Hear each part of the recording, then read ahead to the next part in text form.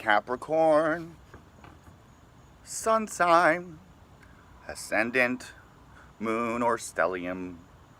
Let us go in to the chart.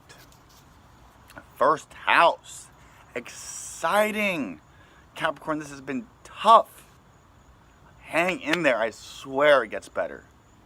Thank you for hanging there this long. We have Saturn, the ruler of Capricorn, finally going forward in your first house of things that are you. The great I am is your first house.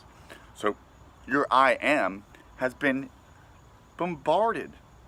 But Saturn, you know it as well as anyone else.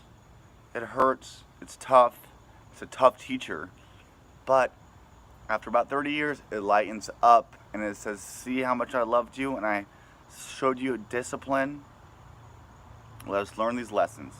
And with Pluto finally stopping its retrograde and going forward as well, these deep transformations are occurring. Don't fight them. Use that Plutonian energy instead of getting used by it. So instead of getting beat up all the time by Saturn and Pluto, now we're riding forward with them as our freaking roll dogs as we get forward to go into our second house. More kind of money restrictions. But you could also use that energy instead of getting bossed by it to be the boss, to take initiative, to be powerful. Mars in your second house going forward now in the world of finances. Having more energy to make money. Having more energy to pay attention to what you really value. To self-care. Self-preservation without being a hoarder. Third house. We have in the way that we deal with our siblings. In our small friend network. Neptune's been there forever. So you could be a little bit more spiritual in the way that you relate to them. Or you could be deceived in how you're relating to them. Or you could be the one deceiving how you relate to them. And now we have Chiron to step back in there, which is going to give us a little bit of hurt to how we deal there. But then also give us a source for healing.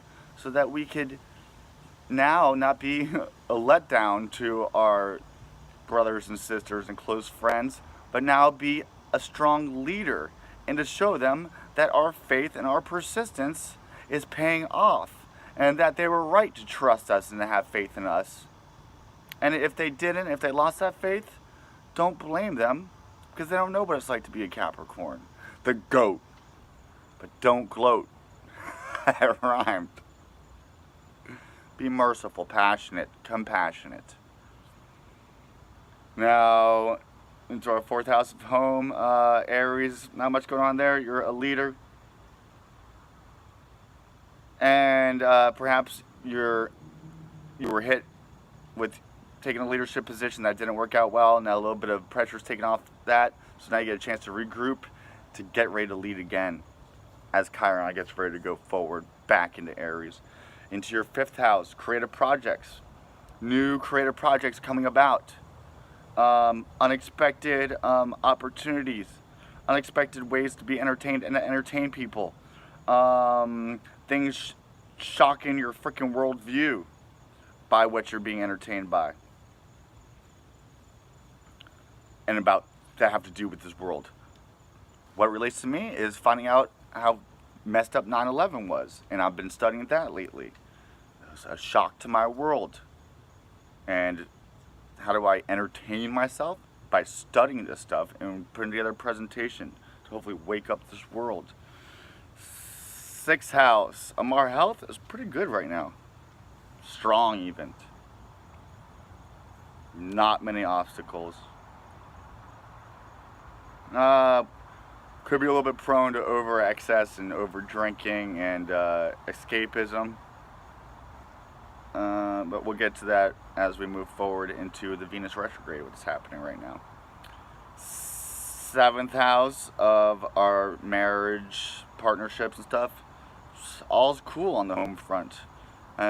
and we'll get to that a little bit more as we go to Venus retrograde, because Venus retrograde is asking us to evaluate our relationships. Are they really here for our higher good, or are they holding us back? If they're holding us back, cut it off, but do it compassionately, lovingly, and make sure that you do the self-work and you're not blaming the lack of your self-progress onto others. 8th house, we have the North Node in Leo asking us to be courageous in our trips into our psychological depths, knowing that we bring the light there, and we are the light, so the light's always going to be there, so we don't have to be afraid of the dark, because the dark is actually beautiful. And exposing that shit that's in the dark, that's fucked up, like 9/11. As a metaphor. What's the 9/11 in your life? Address that. 9th house in your higher education and foreign, not much going on there.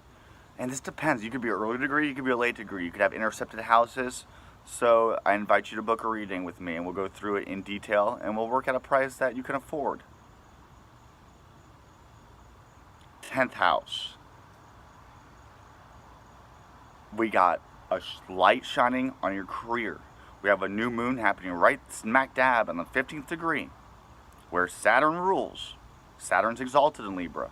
So Libra season for the Capricorn is a great time. Oh, I'm getting rained on. How beautiful. Hopefully not too badly. And the time, I know this. I can do this by heart, because I'm a Capricorn ascendant. Your ascendant is more important than your sun, really.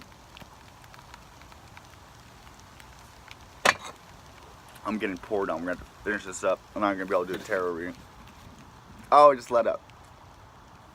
Let's see if all my working has been washed away. Okay. Your 10th house. We just had Mercury go through there. So more activity and things that relate to your career, but your career as like you as the boss. Capricorn, you are a boss. Now, if you're a sun or ascendant, it's going to be a little bit different. If you're a sun, you're going to be a boss. If you're an ascendant, you're being called to be a boss. I imagine you're watching this if you're a sun, but I invite you to go through, find your ascendant, and go through it and watch those videos. It's going to be more practical. You'll find the sun stuff will speak to you, but it's going to be more on an ethereal soul level. You find out your ascendant, you watch the videos for that, you read the horoscopes for that, you look at the charts for that. It's going to be more practical, so you could apply it better. I beg you. So 10th house, lots of focus on your career, lots of activity in your career, lots of swapping and dealing and wheeling in your career. That energy's there. Use it. And then it goes into your 11th house, where you get rewarded from that work, which is where Mercury is heading into, which is where Venus is retrograding in. So perhaps you ain't getting no love from the greater community. Perhaps you're not getting the rewards that you think you should be getting. But the beautiful part about that is that we have Jupiter going forward in that house. And Venus is coming back, and it's going to ask you, what do you value? Are your values in the right place? And then formulate your request from Jupiter. And because before it leaves Scorpio in your 11th house, it's going to drop you off a gift. So dream big. What's the biggest thing that you could ask for? Now stop. Now ask for something bigger.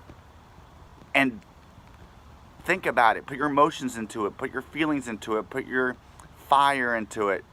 Put your thoughts into it. Your air. Put your emotions, your water. And it will show up in earth. That's the alchemical magic. 12th house. Not much going on. It's not time to be in dream world. It's time to manifest. We don't have much fire right now. You could be lacking a little bit of energy, but I don't see that with Mercury where it is and this new moon where it is. Very powerful time for you. So excited.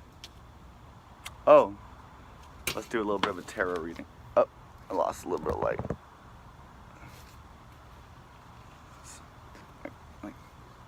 I got wet. There we go. That's weird how it just started raining the first second and it stopped during this. I think that means the heavens have blessed this reading. Well, let's ask the heavens to furthermore bless this deck so that we could give a helpful message to my precious Capricornians, my precious little sea goats, my precious, that magician with all the elements on his table, ready to get to work because he knows as above, so below. As below, so above. As what you bind and loose on heaven, so shall it be bound and loose on earth, and vice versa. Now that you know this sacred knowledge from this reading, go and apply it, and you have the heavens at your disposal. You are a co-creator, along with God, because you are God. A part of God exists in you. That has always been and always will be.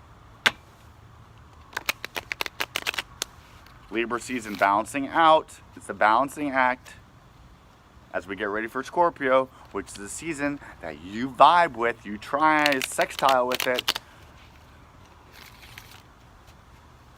That means we're getting ready. Now's your getting ready mode. As soon as we enter in Libra season is your getting ready mode. And this new moon is going to be the spark, and then you build it up for the full moon in Taurus, which is the strongest moon of the whole year. The full moon in Taurus, the Grand Master. The disc within the horns. Now you're doing a whole other video on the full moon in Taurus. And it's so beneficial for the Capricornian. One last card to finish this out. If you like a more, we can just do a tarot reading with you if you prefer. I'll do it for the low, just because I love you so much. Look at the card on the bottom. The Page of Wands.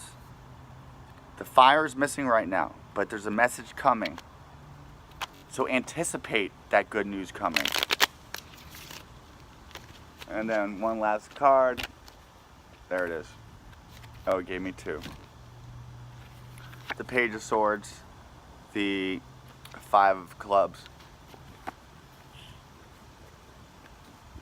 Stop being lackadaisical and undecisive. That's the Libra's major thing. Is they have to make decisions. They have to balance things out, but they're scared to do so, so they just sit back and they're indecisive. Get to work. Crack the whip. Don't be afraid to be the boss that you are. Do it compassionately and gently. And here we have Venus and Saturn. Venus and Scorpio, rather. So when we get into Scorpio season, Venus is there going retrograde, clearing the way for you. So that when you get there, you're able to be that great manifestor that you are. Love you, Capricorn, I swear. I'm a Scorpio Capricorn ascendant.